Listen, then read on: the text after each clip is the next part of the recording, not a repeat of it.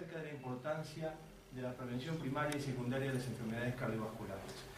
Voy a hablar de algunas cuestiones que son bastante complejas, que habitualmente la gente no las considera tan complejas, todo lo que sea prevención, sin embargo que son muy complejas.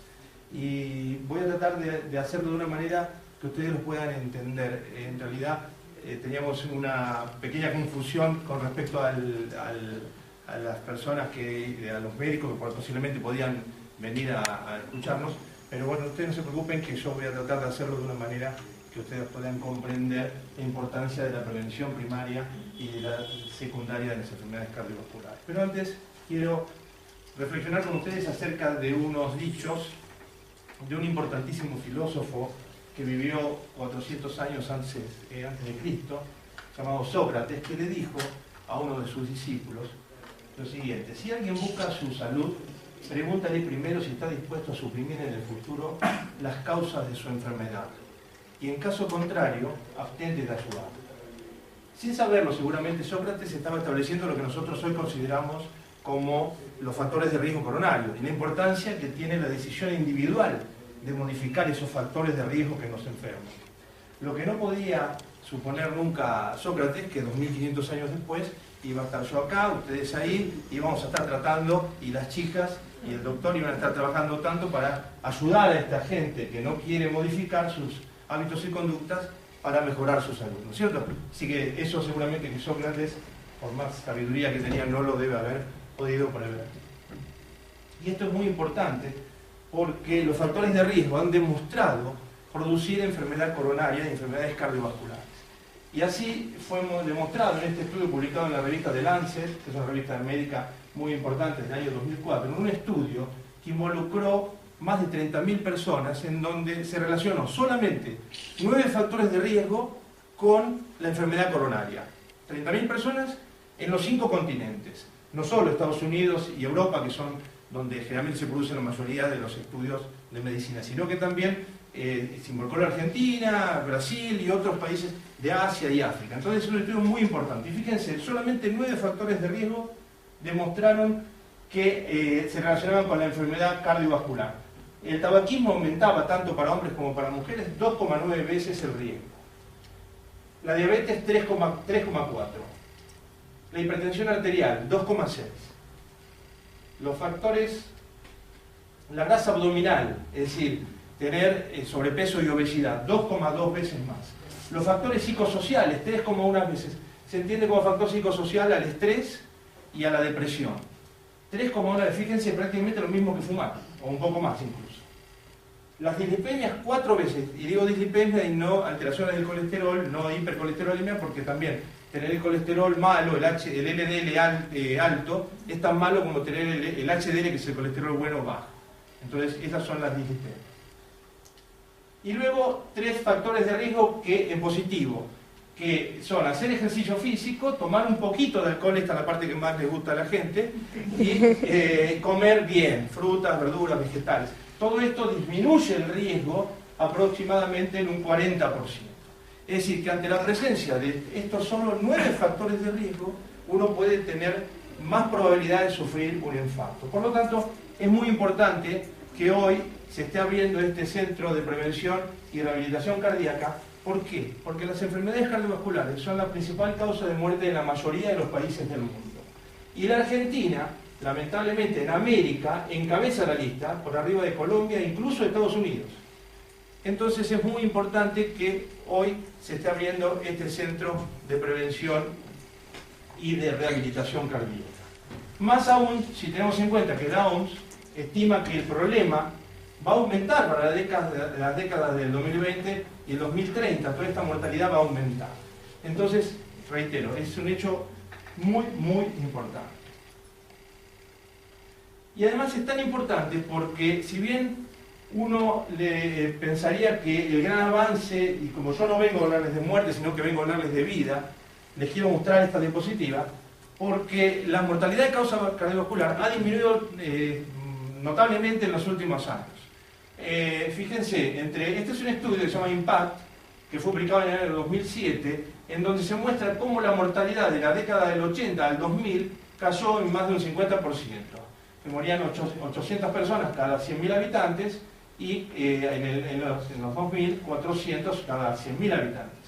Eso ha mostrado una disminución importante. Si uno piensa por qué, y si yo le preguntara a ustedes por qué ha bajado esa mortalidad, seguramente la mayoría me diría que ha sido por los grandes avances tecnológicos, por la cirugía, por las angioplastias y por todas estas cosas que son terriblemente costosas y que si hoy se inauguraran acá, seguramente no daría la sala abasto para que gente que venga a escuchar. Sin embargo, esto no es así. Y este estudio lo demuestra analizando las causas de por qué bajó la mortalidad. Y fíjense, 47% mejoras en el tratamiento, todo lo que hablé anteriormente, la tecnología. Pero el resto, prácticamente el 50% restante, a la mejora en el control de la mayoría de los factores de riesgo. Mejor control de la hipercolesterolemia, mejor control de la hipertensión, del tabaquismo, incluso la inactividad física que si bien es una epidemia y aún sigue muy elevada, pero viene en los países centrales se viene controlando un poco más. Lo que sí ha empeorado la cosa es que sube el sobrepeso y la obesidad, esto se llama Body Mass Index, el índice de masa corporal, y lo que lleva a una epidemia de diabetes. Es decir, sedentarismo, obesidad y diabetes son una verdadera epidemia mundial. Y si no, sería mucho más alto el beneficio sobre la mortalidad solamente modificando los factores de riesgo. Una cuestión mucho más económica, mucho más preventiva y con mucho menos recursos, pero que la gente a veces no lo entiende. Entonces va al final a los estudios caros cuando ya el proceso ya se desencadena. Sobre todo si entendemos que salud, definida por la OMS, es el completo estado de bienestar físico, psíquico y social, y no la sola ausencia de enfermedad. Entonces, si tenemos en cuenta esto, y tenemos en cuenta que la mayoría de las enfermedades cardiovasculares afectan estos tres aspectos de la vida, lo físico, lo psíquico y lo social, entonces de todos los estudios que conocemos, el tratamiento medicamentoso, el tratamiento de angioplastias, el tratamiento de cirugía y el tratamiento de rehabilitación cardíaca, y acá ustedes están viendo algunos de los pacientes de las chicas, de todos estos tratamientos, tal vez el único que se encarga de los aspectos físicos, psíquicos y sociales sea la rehabilitación cardíaca. Y con esto no quiero ofender a ningún cirujano, a ningún hemodinamista, porque seguramente, ni ningún cardiólogo clínico, seguramente todos tenemos la noble intención de que esto no ocurra y todos nos queremos encargar de eso. Pero nosotros en rehabilitación nos encargamos porque la definición nuestra justamente nos obliga a encargarnos acerca de lo físico, lo psíquico y lo social. Por definición, es decir, no podemos dejar de encargarnos de estos aspectos. Y por otra parte tenemos preparación y tenemos tiempo para hacerlo, que a veces en el consultorio no se puede hacer. Entonces la rehabilitación cardíaca está indicada para todas las patologías cardíacas, salvo que exista alguna contraindicación, y esa contraindicación puede ser incluso algo transitorio y que luego, una vez pasado el evento agudo, se transforme en una verdadera indicación. Hoy por hoy no hay prácticamente ninguna causa cardiovascular severa que contraindique la rehabilitación. Al contrario, cuanto más severo, más complicado está el paciente, los beneficios son aún más altos. Entonces, nosotros acá les he traído dos tortas de las patologías que nosotros vemos, no importa que ustedes los conozcan, no siendo médicos, pero la mayoría de nuestros pacientes son pacientes con enfermedad coronaria, enfermedades de las arterias coronarias. Pero la rehabilitación cardíaca también es muy útil para la hipertensión arterial, los trasplantes, las miocardiopatías dilatadas, las valvulopatías y todo eso. No sé si voy muy rápido o si me van entendiendo. Sí, bien. Entonces, ¿por qué es importante abrir este centro de prevención y rehabilitación aquí en azul? Porque vamos a hablar de las enfermedades cardiovasculares. La enfermedad cardiovascular es una enfermedad de 4 conceptos básicos. Es una enfermedad difusa, es heterogénea y multiforme, es más importante la calidad que la cantidad de placas de ateroma, y es una enfermedad multifactorial. ¿Qué quiero decir con esto? Que es una enfermedad difusa es que cuando una persona debuta con un infarto o con una alteración coronaria, no quiere decir que se enfermó solamente esas arterias. O cuando uno le hace un ecocardiograma, un ecodoppler de las carótidas y se encuentra una placa acá, muy probablemente tenga placas en las coronarias, o si lo encuentra en las piernas. Es una enfermedad sistémica, que grita en distintos órganos. Entonces es una enfermedad difusa. Es una enfermedad heterogénea multiforme porque no empieza todo el mismo día. Este es un proceso biológico natural de formación de placas, que comienza incluso, hay estudios que muestran que chicos de 13, 14 años que tienen placas de ateroma, lo que no quiere decir que estén enfermos. Luego la vida los va a enfermar.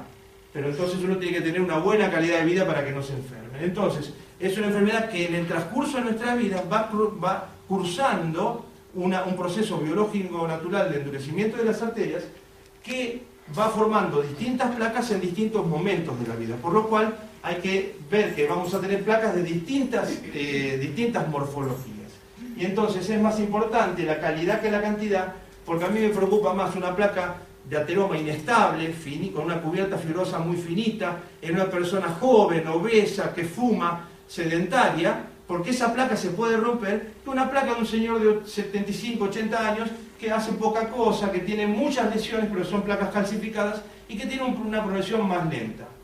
Entonces, es importante la calidad más que la cantidad. Y finalmente es una enfermedad multicausal. No lo producen los factores de riesgo que solamente los que conocemos, la hipertensión, el tabaquismo, la diabetes, sino que hay 270 factores de riesgo. Y debe haber 5.000, pero conocemos 270. Por lo tanto, a veces un paciente viene y dice, no, yo nunca fumé, nunca estuve gordo, yo cuando era más joven me movía. Bueno, pero tiene 65 años, está estresado, vive cerca de una autopista y tiene ahí polución ambiental, eso genera inflamación. Es decir, hay un conjunto de factores que llevan a que esa lesión, esas placas, esa enfermedad se manifieste como 4 conceptos básicos. Entonces, es una enfermedad que nos complica porque si todos tenemos placas, ¿cómo hacemos para agarrarla antes de que ocurra el problema? Sobre todo si sabemos que el 62% de los hombres y el 46% de las mujeres debutan su enfermedad o con un infarto o con la muerte súbita. Por lo tanto, ¿cómo podemos hacer para que esto no ocurra? Y es trabajar antes, es movernos, es bajar la panza, es no fumar, es vivir más tranquilo, controlar la presión y controlar los factores de riesgo. Es la única forma que tenemos de agarrarla. ¿Por qué? Porque la mayoría de las complicaciones de esta enfermedad ocurren con placas que son muy chicas. 68% de las placas, de los infartos, ocurren con placas menores del 50%, que no dan síntomas. Y el 18% con placas de entre el 50 y 70, que tampoco dan síntomas habitualmente. Entonces, por eso podemos debutar con una muerte súbita. Solamente el 14% de los infartos ocurren con placas que son severas, que son justamente las que tratan las angioplastias y la cirugía. Por lo tanto, fíjense, el gran porcentaje, 86% de la gente que no estamos tratando por no hacer las cosas bien. Porque realmente esto uno se interesa, lamentablemente, cuando le pasa, y no una semana antes. ¿Está? ¿Me están siguiendo, verdad? Y este es el primer estudio que relaciona sistemáticamente el ejercicio físico con la salud, y fue hecho en la década del 50 por Morris. Vos lo conocés, el estudio de Lancet.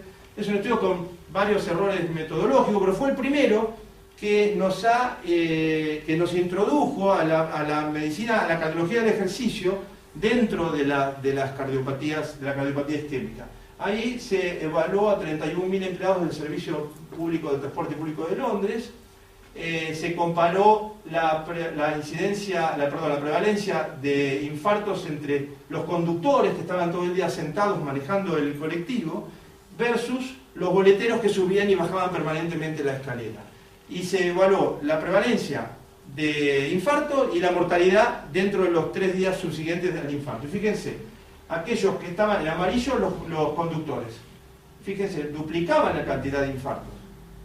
Y los boleteros tenían mucho menos infartos. Y aquellos que tenían infarto tenían mucha menos mortalidad los que hacían ejercicio con respecto a los que estaban ahí sentados.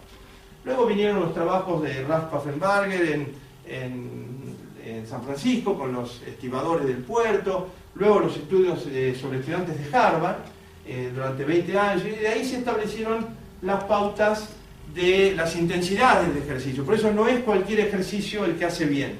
Hay un ejercicio que es el que es apropiado para trabajar sobre la enfermedad coronaria, y hay otros que hacen mal y otros que no hacen nada.